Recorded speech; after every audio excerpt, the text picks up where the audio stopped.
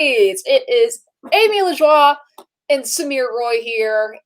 This is kicking off our, I think this is week 44 of the book club for movies. So we're just creeping closer all the time to a 1-year anniversary, which is insane.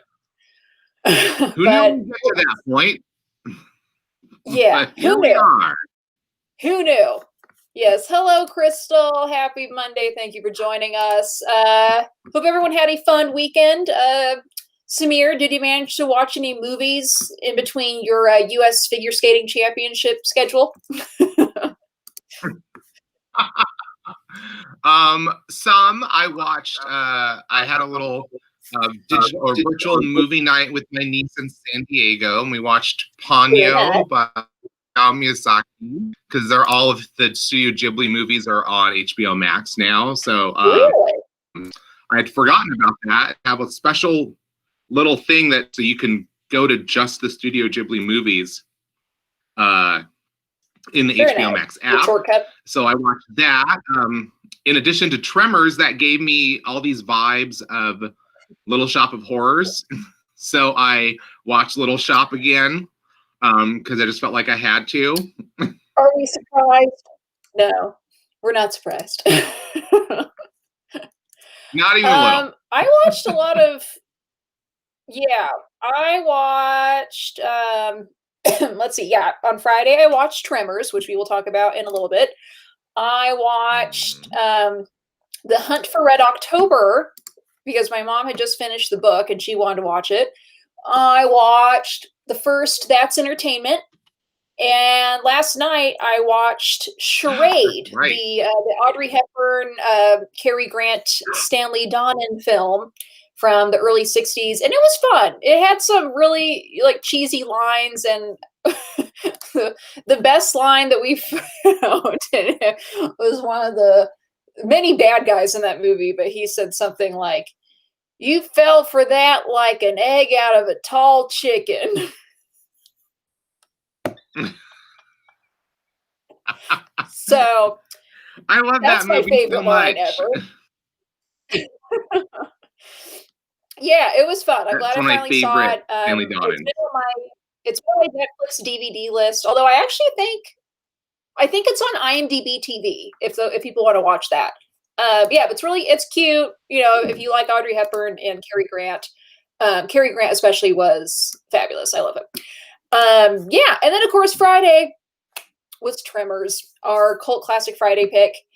And so now I have seen it. I have finally seen this movie. People thought they were outraged I hadn't even heard of this movie prior to us putting this on our calendar.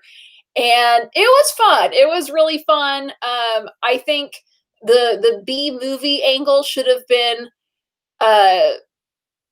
mentioned a little bit more to me, because I think still looking at this, I was like, oh, I don't know. And then watching, I was like, oh, it's like a B horror. And then I loved it. Yeah, it's just, I just don't like to, I don't want you to have I want you to come to your own picture with Tremors, you know, I want to come to your own agreement on it. I love this movie. It's like when I actually talked to my sister today, which has more to do with our subject for Man Crush Monday, but when I mentioned that we had watched this movie, and she remembered it too, like we all, because we were a horror family, we were a horror movie raised kids, so we saw all of these movies whether we wanted to or not. I of course like really loved the genre, but my sister remembered. She's like, oh my god, Tremors, like even she remembered it like with a smile, you know, like it's a perfect blend of the comedy and the horror. I think it leans in just enough to the B horror to make it fun, but also like it's got really fun scares, because they use that first person camera from the perspective of like the sand monster all the time, so you're getting all these like almost getting somebody all the time from that angle, and it really works. So I'm like, oh, I almost got her foot, I almost got this guy, you know. I like there are a few like under the dirt shots of it, just like you just see dirt and like dirt flying past you. Those shots were fun too. Yeah, but it was, I still think the best line was one I had texted Samir when I was done watching this, and it was like, we're going to make a ton of money off of this. We could even be in People magazine. And of course, I love that the other guy is like, maybe National Geographic. Like, he's aiming higher than People magazine. I forgot how much of a crush I had, not on Kevin Bacon, but his partner, Fred Ward. Fred Ward. I was just like, oh my God, I forgot how like hot you were in this movie. I was like, oh, the girl's gonna go for Kevin Bacon. But like, if I was that girl, I would have like headed straight for like the grizzly, sexy dude whose clothes seemed to make him look hotter than Kevin Bacon's. Because Kevin Bacon looked kind of scrawny next to that guy, you know, a little bit. Kevin Bacon was a little dorky in this one, to be sure. I think the favorite thing I've ever seen Fred Ward in that comes to mind is Big Business, where he plays the country Lily Tomlin. He plays her fiance, and he's like a miniature golf champion. See, he's got such a range, doesn't he, as an actor? Yeah. I love the movie too. But like, isn't the whole it's a funny like this is a small town. Other towns, perfection, town of perfection. Like it looks like one of those little rundown towns that you would like ride past on the train when you're going through desert country. Like every year when I go to Telluride Film Festival, I ride the Amtrak all the way from Emeryville all the way into Colorado, and then I transfer to a ground transport to get into the San Juan Mountains from there. But on the way, you pass through like Utah, Nevada, and all these like barren landscapes, and they're literally little pockets of like I swear I've seen like a little dead town somewhere off of that train route in the middle of the desert that looks just like perfection. The town perfection, not like actual perfection. But even in this little town, you've got like a Chinese store owner, you have a Latino worker. Like they try to make this like it's a very like cross town. Yeah. of society, all in this town that proudly has a sign that says, like welcome to perfection, population 14. On the sign. And I'm like, so there's only 14 people, but you at least have 3 different ethnicities represented in your town of 14 people. I appreciate that. I had forgotten there was one shot in specific that I think was in the trailer, but I remembered from the movie was when like the worms are going under that porch when all the floorboards start like. Yeah, that's some really cool practical effects in this.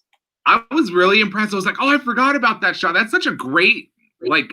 They found so many really fun, interesting ways to use this concept, and I loved how smart these weird monsters were. So it's like all of like they tried to use all the weapons, they tried to use all these things, and they couldn't really completely kill them with all of these weapons. They just had to be smarter than the monster. But it was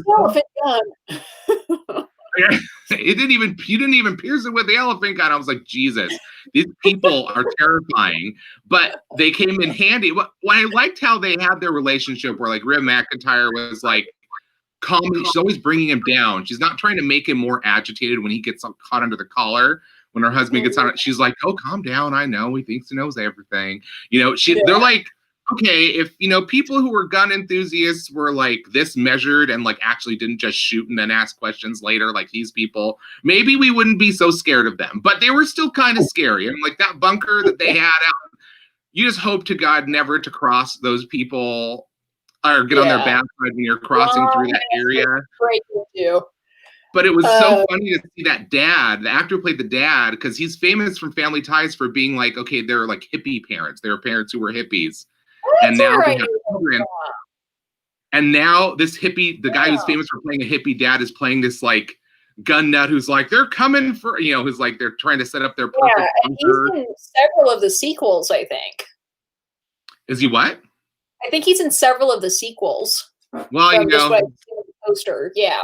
His film career didn't quite take off after this film, and his TV career kind of went to like guest starring roles in like Law and Order type shows. So he didn't have like a superstar career after it, so that would track, because it's also a movie that seems like a perfect setup for some kind of sequel, because it's like, okay, well, there are only 3 of these that you killed. Like those can't be the only 3 that are out there, and they're going through the valley. So all you have to do is like go up the riverbed to find the next town along the valley. And there you have your sequel. And many more sequels. But yeah, super fun. I'm glad I finally saw this. And if you didn't see it, this is included on Stars if you have that, otherwise available to rent. Yeah, really fun. I know. Sorry, guys. Got my caffeine. But let's move on to today's subject. Now, after reading about today's subject, I was ashamed to say that I didn't know who this guy was until Samir had mentioned him. And he's one of the biggest stars in the world. Like superstar. Yeah. And I didn't know. I mean, this guy could have walked up to me and slapped me in the face, and I would have no idea who this guy is. But we were talking about Indian superstar Shah Rukh Khan, also known as King Khan, the king of Bollywood, sometimes even just known by his initials, SRK.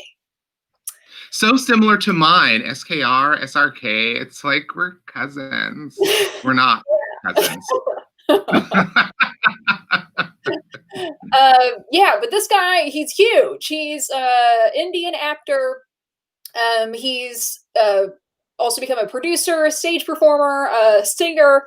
He is estimated to be worth give or take $500 million, give or take $100 million. Could be up to $600 million. Could be as low as $400 million. Yeah, but this guy, he's all over India. His face is everywhere. He's been around since the early 90s as far as his acting career goes, and has had some ups and downs, but he is still around, still popular, still making films. But he was born November 2nd, 1965, in New Delhi. His family is Muslim. He got interested in acting when he was in college. He was he got like an economics major, but he spent most of his time in acting classes. And then starting in the late 80s, he was in some TV shows and TV films. And then it was starting in the early 90s where he kind of started to get a little more recognition. The first few films he was in the early 90s, he would kind of play like some villainous roles and sort of the anti-hero. He transitioned to romantic roles. Yeah. And then he just keeps going. He keeps going and going and going. His more recent films have been more like action comedy type things. But this man has, if you look up his IMDb, he has this extremely extensive, let's see how many acting credits he has on here. He has 107 acting credits. Yeah. he was like probably the biggest like male superstar I think India's ever had. In Indian film, there's like a lot. There are quite a few names. I remember growing up, there was, just like any other, movie star system, there's always like sort of like a group of like the most popular actors, everybody goes to see their films. And I was a kid when he came on the scene, and he was like every Indian woman I knew, like girl, teen, adult, like every age group was like obsessed, like major league obsessed. And it even translated to my niece in San Diego, because my sister was like my sisters were hugely obsessed. Not my little sister Mina, but my two older sisters, especially my oldest. And we're like completely obsessed with Shah Rukh Khan. The movie that really I think caused that he got famous for originally was a movie called Deevana, which is like a typical Bollywood drama. Like when you read the plot of it, it sounds somewhat ludicrous. And you'll discover that there are a lot of themes of love in a lot of these stories, but in lots of interesting ways. So the movie that really, I think, catapulted him, there's a couple. One was, I had to look it up. One was definitely Kuch Kuch Hota Hai, which is a really, really cool movie. That and the title song of that movie was like a huge hit too. This was like somebody mentioned below, they were saying like, oh, what about Irfan Khan? He's like Tom Cruise of India. Well, I would wager that Shah Rukh Khan of all the Indian superstars is probably more like the Tom Cruise of, well, he's not a Scientologist, so I mean that's already puts him a step up in my book. But he was that kind of star where like every single person knew his name, everyone was obsessed, everyone thought he was gorgeous and beautiful, and would go to see any movie that he is in. What was the other? There's another film of his that my sister was telling me was like, oh yeah, Dil Wale Dulhania Le Jayenge. They call it DDLJ. Some of these titles are either like really long and you reduce them to acronyms, or they're like one word and like one syllable or two syllables at most. It's a weird dichotomy, but that movie was like, I think she said it was such a huge hit. It still plays in theaters and in like restaurants. Like they still play that movie all the time in India. And that movie came out in 1995. You know, we're coming up like 25 years later, and it's still like it. Sometimes in India, they even re-release old films. They will just, like, if they were super popular and like people just keep loving them, they will actually write a new song. Someone will write a new song and get these actors together to film a new musical number that will just be plugged into the story wherever they can cram one in. And they will re-release the whole movie, and everybody again will flock to the theaters to see this movie that has another number in it. Like that level. Funny, he used to also tour, because in all these Indian movies there's so much dancing and performing. Like you mentioned that, you know, he's done stage work. Well, when I was a kid, we used to do these kinds of stage shows all the time where we would they were for the Indian diaspora community, and we would sort of like look at what are the most popular songs and films and right now that all the Indian community is listening to. What's the movies that everyone loves, you know? And so we would take the best songs from these movies and we would like choreograph numbers and perform them in shows for the community. We usually rent like a high school auditorium or a gymnasium at some elementary school. Like we'd rent whatever, my dad would find whatever was affordable with whatever money we could raise. And so we would do all these numbers. We were constantly living with these movies as a part of our life. And so it was very normal for us to think of a stage show like that. And so when he got to be such a superstar, he started going on tours where he was doing like these dancing performances with all these songs. And, you know, I can't remember if my sister actually did go to one or not in LA. But one of her friends actually did make a movie in India and got to know some of the people in the industry. And so when he came to the US, I can't remember why or how, but somehow they met up when he came to the US for this tour. And one of the things she remembered was that he's like an incessant smoker, like never stops smoking, reeks of cigarettes.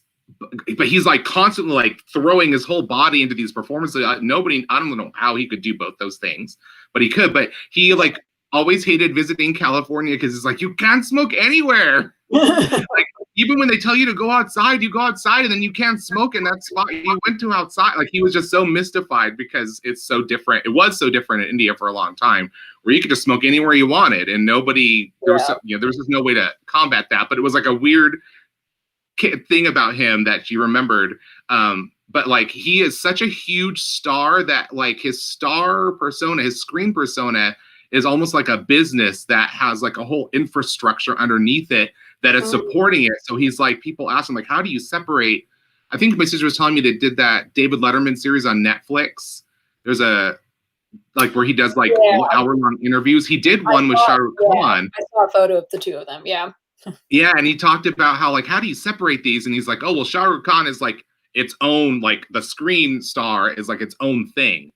That's not like me. So he becomes such a huge superstar that it expanded the ability of one human being to be Shah Rukh Khan. And now it needs this infrastructure of all these people to sort of support the weight of this star power for, quote, Shah Rukh Khan. So he's like almost like slipping into character when he goes, you know, to be Shah Rukh Khan in a way. And he's upholding this image. And so he's able to separate his private life from that because that entity, it's like an entity now more than a person in a way. That's how huge of a star he became. And so like, that's the level you're dealing with. Like outside of the US, like people, I think a lot of other South Asian countries, like everybody knows who this actor is. Like you would know him just by the look of the face. Like, you would know instantly. He would be mobbed everywhere he went if he just walked out by himself. Probably to a level that even American superstars may not be accustomed to. It's like that intense. a level of stardom. But my sister said that I think she said her favorite was either Kuch Kuch Hota Hai or Dilwale Dulhania Le Jayenge. But the movie that we chose for today is a movie that, for other reasons, is very near and dear to my heart because I performed once to one of these songs in a way that was different from when I was a child. When we were a kid, we used to, like I said, do this all the time. But then I decided to do drag one time, and I did a song from this film because part of this song had actually been used by a U.S. figure skating dance team who did a Bollywood-inspired program, a competitive program. And it was so good because the movement was very authentic. Like, they actually studied with dancers and stuff, that it became a YouTube sensation in India. It became like a worldwide hit, this little program that they did, which was not even an exhibition program. It was something meant to try to win competitions with. And part of that song came from this film. And so that kind of influenced, I'm like, oh, okay, well, there's a precedent for people seeing performance with this song. So I can do this. I'll choose this song. And that's how I plan my outfit and my makeup and everything. But like, the movie is itself it's like the fifth or sixth remake of this story. It's a very classic Bengali story. Before we talk about the movie, I always like to highlight any humanitarian work that our people do. And and he's done quite a bit. He's done things working with healthcare and disaster relief, a lot of things with children's education, big advocate for women and children's rights in India. And even as of this last year, he was encouraging a lot of people to donate for COVID-19 relief. So cool guy. And I'm sure, I would hope, donating much of his own money in that.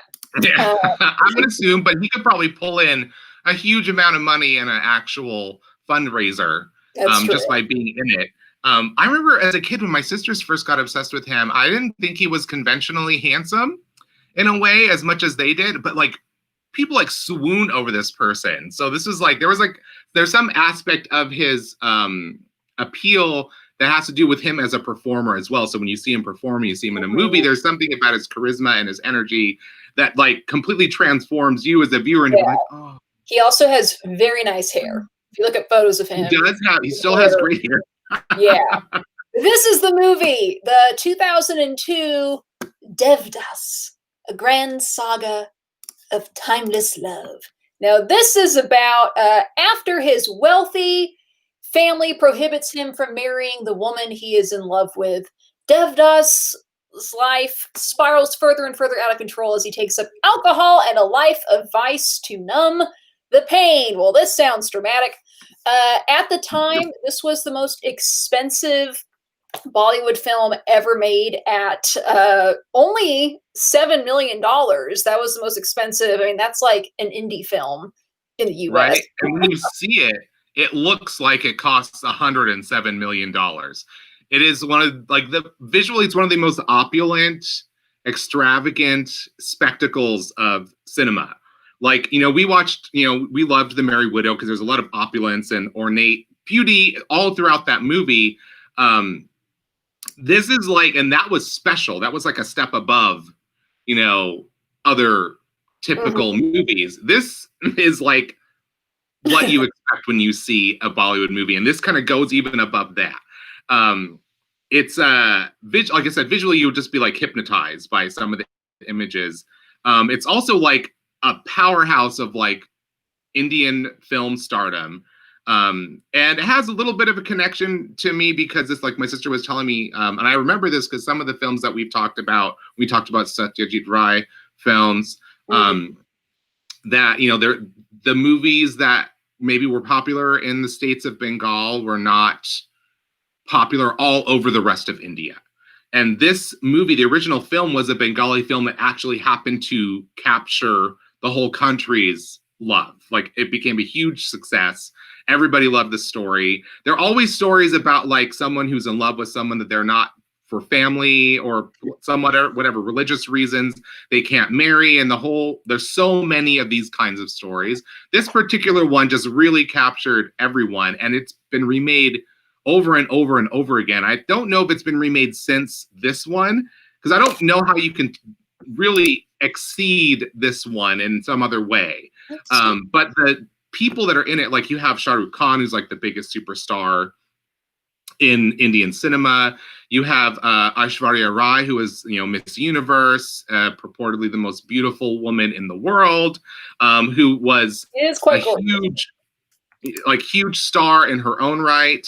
And of course, on the left of Shah Rukh Khan, you see another actress. Her name is Madhuri Dixit. And she was an enormous star in Indian cinema when I was about 9, 10, 11. So like 80s and 90s. And apparently she had gotten married and retired. So I guess there was this thing where it's like, once you get married, it's like you don't make films anymore. So she got married, she retired. My sister said she moved to Texas. She was living in the US. And when she was a star, she had this one specific choreographer whose name is escaping me now. My sister will be so ashamed of me for forgetting it. But this one choreographer really is the one who taught Madhuri how to dance. And Madhuri was famous in all of her movies for all of these dance numbers. She was a classically trained dancer, and also like she was just like known for. You would go to her movies to see the musical numbers, to see her dance. So they always find a reason for her characters to have great dance numbers. And she had retired, but she came out of retirement and went back to India to make this movie, and brought that choreographer back, because that choreographer did all of the choreography for all of Madhuri's movies. So she was like, Shah Rukh Khan level of stardom in India. And so we had not seen her make a movie for years, for quite a while, actually. And so having her in this movie was like another enormous like thing that made this movie even bigger and bigger and bigger. So like, and it really, she doesn't look a day older than she was when she made the other movies that I remember her for. I was gonna say, this photo is like retired. Yeah, she retired and came back out of retirement for this movie. Did she retire, like 30? Possibly. But Indians just age better. Sorry about it. But my sister also pointed out that this movie was particularly important because this version also still retains a lot of the Bengali culture. So like the words for certain, like, like you get to see the sweets and the food, they're all like things that you would see at Bengali feasts. The style of clothing, the way people speak, where the A's sound more like O's and the R's are rolled a little bit more. It's very, there's an authentic Bengali cultural element of this film that also makes it relate to me personally, because that is part of India that my family is from. So I also get to see like the fabulousness of this movie combined with like the foods that I grew up eating, and the kind of things that were luxurious to me and my family when I was little. I just can't wait for you to watch it. Like, just the songs, obviously you'll need the subtitles. Most of it is not in English. It's going to be in Hindi. They have subtitles. But it is long. Indian movies are also very well known for being very long. So this one clocks in at about 3 hours, I believe. 3 hours, a little bit of change, 3 hour, 5 minutes, but that probably includes credits. So 3 hours. It's a 3 hour movie, people. So plan accordingly. This is available to rent. It might be included on, is there an Indian streaming service? There is one. It's called Eros, EROS. I think it's on that. We have that. Mm-hmm. Yeah, there's like you get like a 1 week or 2 week free trial on the app, and then after that, it's pretty cheap. I think it's only like $4 a month or something. I can't remember. But when you search it for Apple TV users, when I searched for the movie, it came up automatically as like, oh, watch it and try this app for free for a free trial or whatever. So I'm probably going to use that because I do not have my DVD of this anymore. And really, it's so visually stunning that you will want to watch it in the best resolution possible. It is very intoxicating. It's like almost overwhelmingly intoxicating. The visuals, even this like the rich colors of this poster, like give you a hint of just how intense visually the movie's going to be. My sister did say also, she's like, this isn't my favorite Shah Rukh Khan performance. But you also get a sense that, like, like you said, when he is playing a character, whenever he gets into the movie, it's like he's also sort of playing Shah Rukh Khan playing a character. So there's like this, and like maybe that's part of the divide from his personal life and the superstar persona. So there's a little bit, I think, of that tension kind of worked into this performance that will make it interesting, regardless of where you fall in terms of like where you think he's like a great actor, as opposed to a great star. Walter. Walter, just to point out, Gandhi is actually a British film, not an Indian film. It is. So, but maybe that was their attempt to absorb some of the Indian cultural influence. Because really long. There's movies actually on the Criterion app right now. They have 3 films by Raj Kapoor, who was years ago, he was another huge superstar of Indian cinema, singing, a song and dance tramp-like character. Yeah. That one of those movies, I was starting to watch it. It's 4.5 hours long. So I grew up, maybe this is why I have a pronounced aptitude for watching very long movies, is I was raised watching movies that were 3 hours by themselves, and we were watching them on like international TV, so it had commercials. That broadcast went on for a long time, but it was like appointment television for our family, because we just had to, that was the only option we had to watch those movies, other than renting bootleg copies of VHS tapes from India, from Indian grocery stores. But it was always difficult for us to access our movies as Indians in the diaspora. It was always a little more difficult. We used to actually have to rent out movie theaters, like one screen in a theater, and then rent a print of the movie, and then we would like sell tickets like within the community, like, hey, we're showing this movie. So this would have been a movie like, hey, we got this one screen at the Mira Mesa multiplex, whatever it is now, AMC, Regal, whatever, that multiplex theater, they would have like rented one screen in it. And so you would sometimes every now and then go to a theater, and I would have been one of the people in that crowd, all these Indian people in Indian finery lined up to see a movie in this theater where you're watching, like, here's Batman, or here's all these other American big budget spectaculars. And then there's like all the Indian people lined up for the one theater that's showing the movie, and we had to rent out the screen to do that. They used to do it at remember that little Poway movie theater, that one screen theater? It used to be next to that Mexican restaurant. Yeah, my mom talks about that theater a lot, but I don't know if it was around by the time I was born, or if, I don't know, but yes, I have. It was around when you were born, but maybe not by the time you moved to Poway. That theater is where we used to rent, the community, somebody from the community would rent that theater. And you would, like, sometimes you would see people with their camcorder, like, perfectly still, taping the movie with that's sometimes how we would get bootleg copies. So you didn't always get to see these amazing, visually, resplendent movies in the kind of resolution that really you should be seeing them, not on video, you should be seeing them in the theater. So that's why we jumped at the chance to see them in the theater, because then you could see them in all their glory. And so now at least home viewing has improved enough, and a lot of these big budget, spectacular Indian films and some other classics are being remastered and made available for digital streaming. And so now you can watch this movie in its proper aspect ratio, in the glorious color. Crystal says it's on Prime. Well, I just looked that up. The not this version. Oh yeah, see, so that's Crystal. Crystal, there are like at least six versions of this film.